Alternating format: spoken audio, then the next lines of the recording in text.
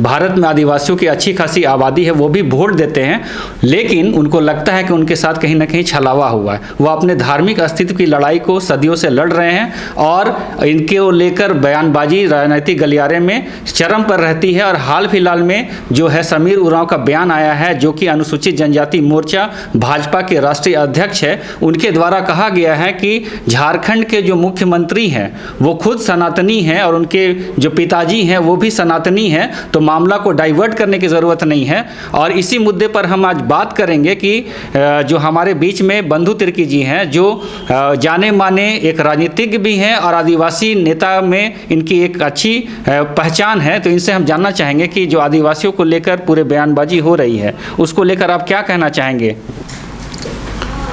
सबसे पहले तो मैं कहूँगा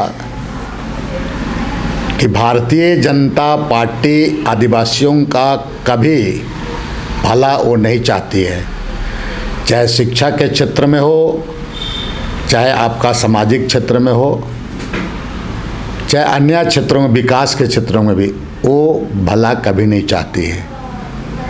उनका कथनी और करनी में बिल्कुल फर्क है।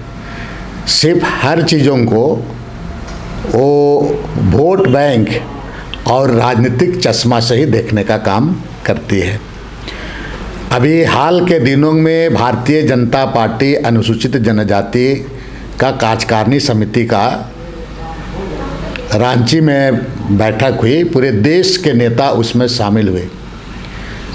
2 दिन का इस सम्मेलन में एक भी बातें जो आदिवासियों के हित में होना चाहिए, इन बातों को उनके द्वारा नहीं कहा गया, ना ही उन पर चर्चा की गई। सबसे पहली बात मैं कहूँगा कि जो सरना कोर्ट से संबंधित मामला 2019 का जो विधानसभा चुनाव था, उसमें इनके एजेंडा में भी ये था कि हमारी सरकार बनेगी तो हम सरना कोर्ट को हम भी लागू करेंगे। लेकिन अभी जो कार्यकारिणी के सम्मेलन में यहाँ के राष्ट्रीय अध्यक्ष, अनुसूचित जनजाति के राष्ट्रीय अध्यक्ष समीर उरांव के द्वारा कहा गया कि ये मामला बहुत जटिल है और कांग्रेस और झारखंड मुक्ति मोर्चा आदिवासियों को दिग्भ्रमित करती है। भाई, दिग्भ्रमित का सवाल कहाँ से उठता है? आप यहाँ पर हिंदू, मुस्लिम, सिख, ईसाई हैं, उनका जनगणना का कोड में कॉलम, अलग से कॉलम होता है, उनका कोड है। सरना धर्मावलंबियों का भी भारी संख्या, करोड़ों की संख्या में उनकी जनसंख्या है, लंबे समय से संघर्ष कर रहे हैं और उनकी मांग बिल्कुल जायज़ है। और आपके द्वारा, भारतीय जनता पार्टी के द्वारा भी समय समय पर आपके राजनीतिक मंच से आपके द्वारा कई एक बार घोषणा कहा भी गया है ये बात को कि बिल्कुल ये मांग जायज़ है, और आप उनके बीच में जाते हैं तब आप सरना कोर्ट की बात कहते हैं। लेकिन जब आपको अपने पार्टी के अंदर में निर्णय लेना होता है, पार्टी के अंदर में कुछ प्रस्ताव लेने की बात होती है, तो आप कहते हैं कि ये बहुत जटिल मामला है और ये जटिल मामला कह करके आप टाल देते हैं। दूसरी बात मैं कहूँगा कि आपका असम का टी ट्राइब के बारे में क्या हुआ?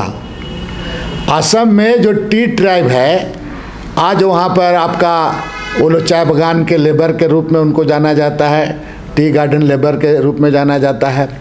इनका इतना लंबे समय होने के बाद भी उनकी आइडेंटिटी अब तक नहीं दिया गया।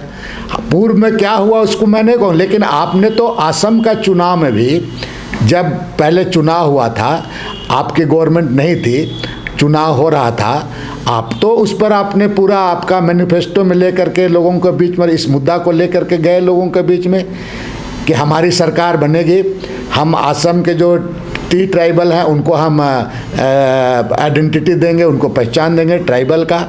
आज भी वहाँ के ट्राइबल MOBC के रूप में जाने जाते हैं, आपने उसको भी पूरा नहीं किया।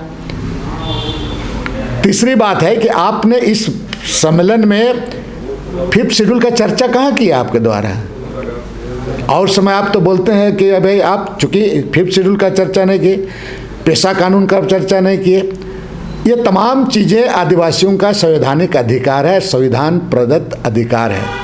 तो आप इन चीज़ों को दरकिनार करना, इन चीज़ों पर चर्चा नहीं करना और आदिवासी के बारे आप बात करना, आदिवासी को आप अपने ओर आकर्षित करने की बात आपके द्वारा किया जाना, ये कहाँ से ये है? क्योंकि आपकी गठबंधन की सरकार और इस सरकार ने आदिवासी सरना कोड को पारित कर केंद्र में भेजा था विशेष सत्र बुलाकर, तो उनका इस मामले में कहना है कि ये डाइवर्ट करने वाले मुद्दे हैं और यहाँ पर जो आदिवासियों की विकास होनी चाहिए उसकी बात नहीं हो रही है। तो आप इस मामले में क्या कहना चाहेंगे? डाइवर्ट का क्या बात है?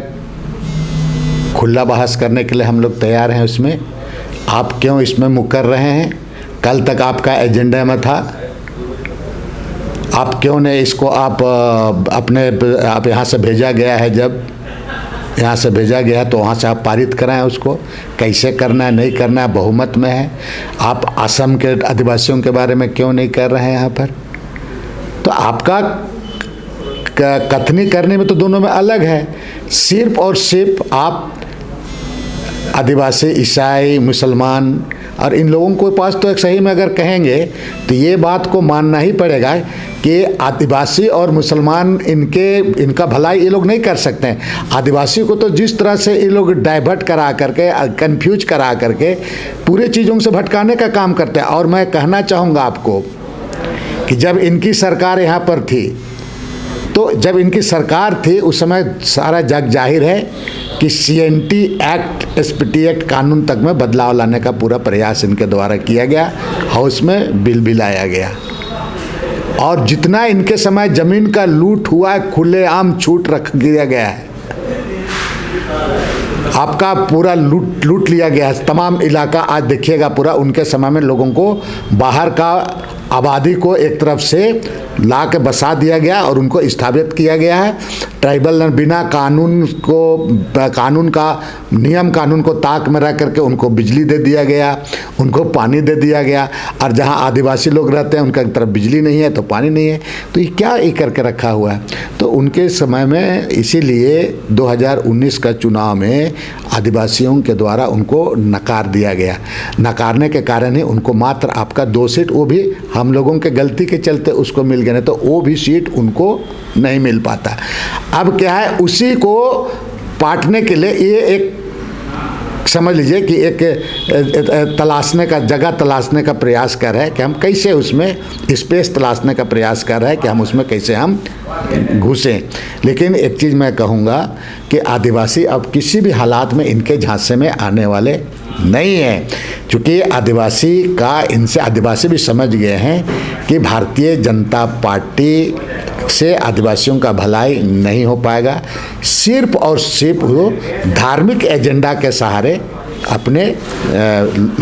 उनको अपने ओर खींचने का उनको साजबाग दिखाने का काम करती है। तो आज का दिन में वो किसी तरह का भी जो भी कर ले, यहाँ पर आदिवासी अब उसके झांसे में नहीं आएंगे। और मैं इतना ज़रूर कहूँगा कि भारतीय जनता पार्टी सिर्फ और सिर्फ वोट बैंक का काम करती है और लोगों को भी मैं अपील करूंगा कि इनका झांसा में बिल्कुल ना आए। तो आप देख रहे हैं कि बहुत बेबाकी से झारखंड के कद्दावर आदिवासी के नेता और कार्यकारी प्रदेश अध्यक्ष जो कांग्रेस के हैं बंधु तिर्की ने अपने बात को रखा है। और हम देखना चाहते हैं और आप तमाम दर्शकों से हम बोलना चाहेंगे कि आदिवासी हमेशा से राजनीति के गलियारे में चर्चा में रहा है, उनके अधिकारों की बात होती रही है, उनके अस्तित्व की बात होती रही है। लेकिन देखना है कि कौन सा राजनीतिक दल उनके साथ होता है और उनकी जो आकांक्षाएं हैं, अपेक्षाएं हैं, उसको पूरा करता है। तो आप अजय टोप्पो के साथ, अबुआ बिहान के साथ जुड़े रहे। बहुत बहुत धन्यवाद। जोहार।